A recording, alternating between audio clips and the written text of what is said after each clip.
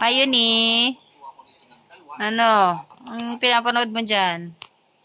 Magandang gabi po. May parcel po dito. Galing to kay Ate Mary Grace. At ito po pa, birthday pa po to kay Pure Health. Ngayon lang po natin iba-vlog. March na. Buksan mo na, Pure. Ikaw lang magbubukas nito. Gilot ako kay Maine. Medyo matagal na rin to sa bahay. Nagahan ako kay Maine. Nagmamassage. Nagmamassage siya kay Mayuni. Mayuni, kamusta na Mayuni? Masakit yan mo? Kawawa naman. Ano. Sige, bubuksan ko na lang. Ako na magbubukas. Ano kaya laman yan? So, ayan. Ako na raw ang magbubukas. Guguntingin natin. Ano kaya laman ito? Napanood niya, sarili niya rin. Yan. Napanood siya rin. Ito din yan, di ba? Ay, kamukha mo yan, di ba? Yan na. Mukhang nagupit ko pa ata. Oh. Ito na, Pure. Ano yan? Ayaw ka na muna. Nag-aalaga nga eh. Uy. Jacket? Hindi ko nga alam. Tignan mo. Maiyak to pag tumayo ako. Sige na, tumayo ka. Paano makikita kung hindi mo bubuksan? Ayan, binigay talaga to ni Ate Mary Grace. Ngayon lang natin na i-vlog. Busy po si Pure Health kasi. Nanonood si Maine, sarili niya pinapanood niya eh. Boom. Ako lang nagbukas nito, pero siya po yung magbubukas talaga ng pinakalaman. Ang pinag-ano mo yung apo mo ah. Pinapanood niya, sarili niya rin. Sarili na. Jacket? Ayan na. Ang ganda. Wow. Yan. Sa birthday niya, pa-birthday pa po yan ni Ate Mary Grace. Oh, ang ganda oh. Ganda. Bagay na bagay dito kasi laging maulan. Magmumotor na Isukat ulit mo ako. nga, Pure. Magmumotor na ulit ako at wala na akong pambili ng gas eh. Ano ba yan? Kailangan back to brum-brum naman tayo ng motor.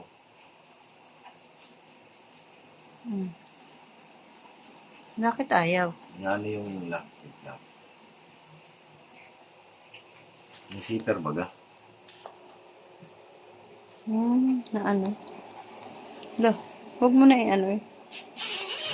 Sige nga, isukat mo. Meron ka pang bimpo. Ayan, thank you kay Ate Mary Grace. Naantok na yan eh. Jacket. Wow, sukat na sukat sa'yo, Pure. Brum brum brum! Diba? Tapos nakamotor ka ng ano. Brum brum! Ayan o. Sakto lang sa kanya. O, diba? Nalilibang ko eh. Diba pamiyak eh. O, magpasalamat ka na kay Ate Mary Thank you Grace. po, Mama. Thank you po, Ate Mary Grace. Salamat po. Pa-birthday niya pa yan. Oo nga. Ngayon lang natin nabuksan. Ayan, thank you po. Ayan na, nakita niyo na po. Sakto lang talaga kay Pure. Ayan. Mataob na naman yung alaga ko. Pakataob na naman siya. Mantuwa siya sa apo niya. Tumahimik eh. Gusto niya si tatay katabi. Ayan, magandang hapon po. Maaraw po ngayon. Ayan, nakikita nyo. Pero kanina makulimlim. 3:30 na po ng hapon.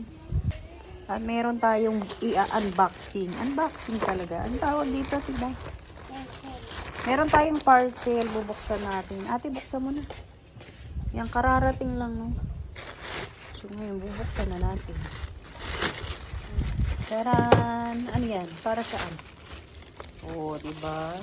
May aso. Grooming hair clip. Ayan, grooming. So, kailangan po natin yan dahil yung mga aso natin, napakagaganda. Ate, buksan mo nga. Isang set to, isang set. Kasi hindi na po natin dinadala yung mga aso natin sa tagagupit. Kasi medyo may kamahalan din. Ang gupit ngayon ay 450. Isang aso. So, ito, bumili tayo. Para tayo na mismo ang mag-shave.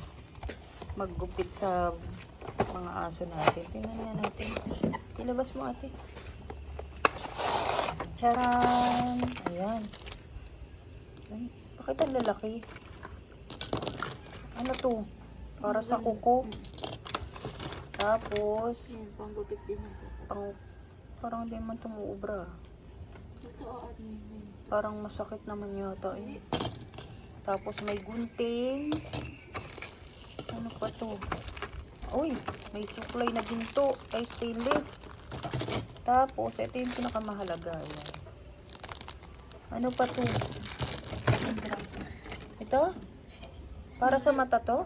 Hindi, bakit ganun? Wala nang laman. Dito yan, oh. Ay, dito pala. So, ayan, gugupitan natin si Gio. Tsaka si Abby. Oh, tignan mo naman ang itsura ni Gio. Oh. So, babawasan natin yung ano niya, yung balahibo. Ito rin si Abby, kailangan ng ano, i-groom kasi laging kumakapit yung mga ganito. Oh. Ayan. So, babawasan natin yung mga balahibo nila. Abby, kumain ka na. Kain na. Ito, talagang kailangan ni Gio kasi ang kapal na ng buhok eh. Oh, oh, di ba? Patandusin mo, Gio. Ayan. Ate, gupitan mo? Ate na daw magugupit. So, mamaya na natin ipapakita kung kasi na. Kasi hindi madaling gupitan tong mga to eh. Before and after. So, ayan po ang itsura ni Abby. Si Abby daw muna ang uunahin bago si Gio. Kasi si Gio medyo matagal-tagal. Ayan, kapal oh. Kakalbayin ko lang si Abby. Ayan na.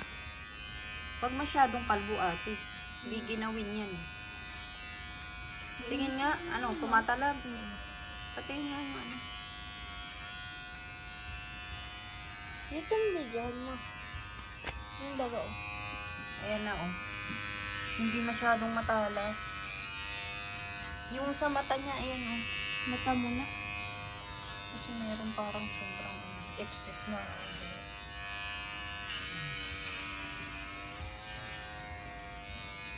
Dami oh. Bilis lang ah.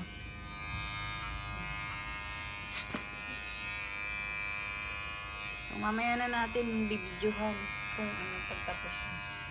At least nababawasan na yung buhok niya. Yung balahibo pala. Ayan oh. Matalas din eh. Gio, waiting ka. Mamaya ka na. Waiting list. Di po tapos mo. Ayan na po si Abby oh. Ay may nag-announce na magkakaroon ng kasalang Ano ba bayan. yun akin?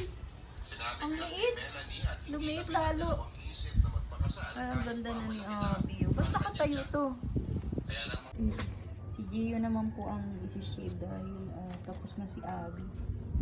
Ayan na yung mga balahibo niya. Nagliliparan na dahil mahangin. Hindi mapakali si Gio. Medyo makapal-kapal pa yung dapat tanggalin eh. Yung mga garapata rin kasi siya eh.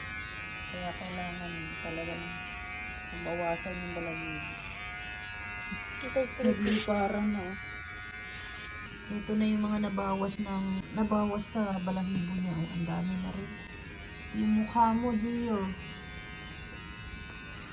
Dead na ba? Iyo ka din buka ka. Ito naman si Abby, oh. Tapos na si Abby. Abby, patingin nga. Ay, ang ganda na ni Abby, oh. Ang ganda ng babae, oh. Ah, si Gio. Ito na po si Abby. Tapos na po nating bawasan ng balahibo. Ayan, manipis na po, no? Nakita ang kanyang kapayatan. Inaantok-antok na si Abby. At ito naman po si Gio. Ayan, manipis na rin po yung kanyang balahibo. Pareho silang pagod na pagod. Ayan, salamat po sa lahat ng manonood at shoutout po sa inyong lahat. At thank you pala kay Ate Mary Grace Dosara sa kanya pong pinadala para po kay Pure Health na jacket. Maraming salamat po sa lahat ng manonood.